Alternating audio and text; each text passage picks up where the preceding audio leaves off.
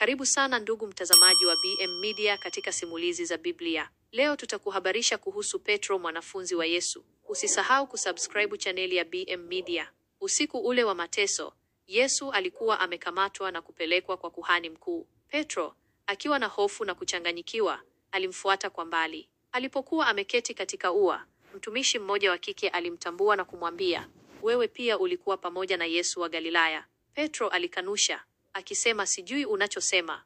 Mara ya pili, mtumishi mwingine wa kike alimuona na kuwaambia wale waliokuwa wamesimama pale, "Huyu alikuwa pamoja na Yesu wa Nazareti." Petro alikanusha tena akiapa, "Simjui mtu huyo." Baada ya muda mfupi, wale waliokuwa wamesimama pale walimwendea Petro na kumwambia, "Hakika wewe pia ni mmoja wao, kwa maana usemi wako unakutambulisha." Ndipo Petro akaanza kulaani na kuapa, "Simjui mtu huyo." Mara moja jogoo akawika. Petro akakumbuka maneno ya Yesu aliyokuwa amemwambia, "Kabla jogoo hajawika, utanikana mara tatu." Akatoka nje akalia kwa uchungu mwingi. Petro alikuwa amemsaliti rafiki yake mpendwa, Bwana wake. Alikuwa amemkana Yesu, licha ya ahadi yake ya kuwa mwaminifu. Hata hivyo, badala ya kukata tamaa, Petro alichagua toba. Alitambua kosa lake, akakiri dhambi yake na kuomba msamaha kwa Mungu. Moyo wa Petro ulijaa majuto na huzuni, lakini pia ulijawa na tumaini la msamaha wa Mungu. Alijua kwamba Mungu ni mwenye rehema na mwenye kusamehe,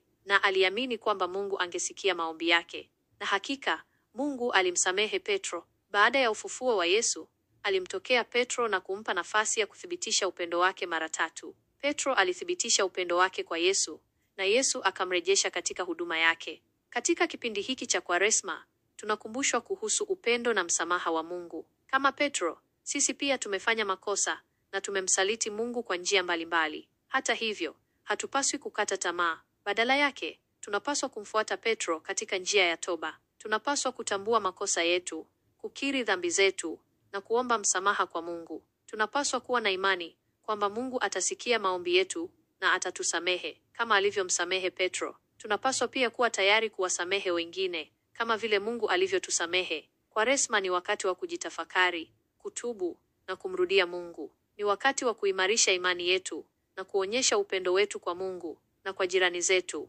Kama Petro, tunapaswa kuwa na imani kwamba Mungu ni mwenye rehema na mwenye kusamehe. Tunapaswa kuwa na tumaini kwamba Mungu atasikia maombi yetu na atatusamehe ikiwa tutakiri na kutubu dhambi zetu. Mungu anatusamehe sio kwa sababu tunastahili, bali kwa sababu ya upendo wake mkuu. Upendo wa Mungu hauna mipaka na msamaha wake ni wa bure kwa wale wote wanaomwomba. Kwa hivyo, katika kipindi hiki cha Kwaresma, tumkaribie Mungu kwa unyenyekevu na toba. Tumuombe msamaha kwa dhambi zetu na tumwamini kwamba atatusamehe na kuturejesha katika uhusiano wake. Usisahau kusubscribe channel ya BM Media kwa simulizi mbalimbali za Biblia.